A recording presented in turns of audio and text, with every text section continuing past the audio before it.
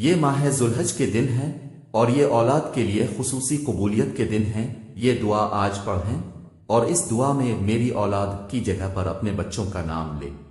بسم اللہ الرحمن الرحیم۔ اس دعا کے ساتھ کہ اے پروردگار میری اولاد کو اس حال میں مجھے عطا کیا جب میں بہت ناتواں تھا، اسی لیے میری اولاد کو اپنے پناہ میں رکھنا کیونکہ میں ان کو پناہ دینے میں طاقت نہیں رکھتا۔ اے پروردگار میری اولاد کو ہر برائی، شر اور نقصان سے محفوظ فرما۔ اے خدا میری اولاد کو ہر بیماری سے محفوظ فرما۔ اے مہربان رب، میرا امتحان اور آزمائش میری اولاد میں قرار نہ دینا۔ اے پروردگار میری اولاد کو اپنی آشکار اور پنہا آزمائشوں میں کامیاب فرما۔ اے رب کریم میری اولاد کو اپنے صالحین میں سے قرار دے اور میری اولاد کو دین و عبادت و اخلاق میں بہترین لوگوں میں سے اور زندگی میں سعادت مندوں میں سے مقرر فرما۔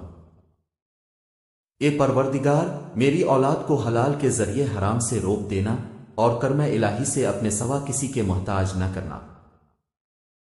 اے رب رحیم جس طرح اپنی کتاب پاک کی قیامت تک حفاظت کرنی ہے، میری اولاد کو شیطان کے شر سے محفوظ رکھنا۔ اے مہربان رب اپنے پاکیزہ ترین بندوں کے ساتھ دوستی اور قرب اور اپنی ذات پر توکل میری اولاد کو نصیب فرما۔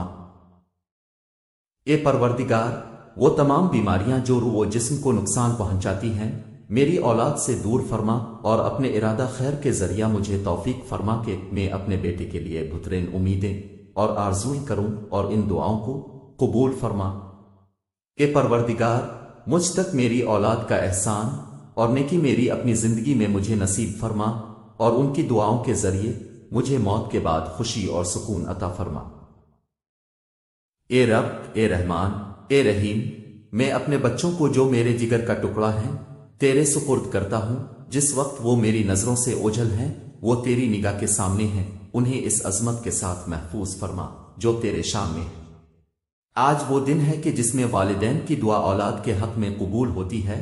اے پروردگار وہ جو میری زبان سے نہیں نکلا لیکن تیری حکمت و علم سے پوشیدہ نہیں ہے وہ عطا فرما۔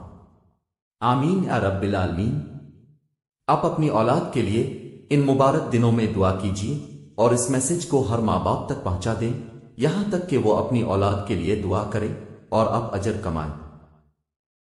آپ روزانہ اپنی اولاد کے لیے دعا کیجیے، دیر مت کیجیے کہ یہ برکت والے ایام گزر جائیں۔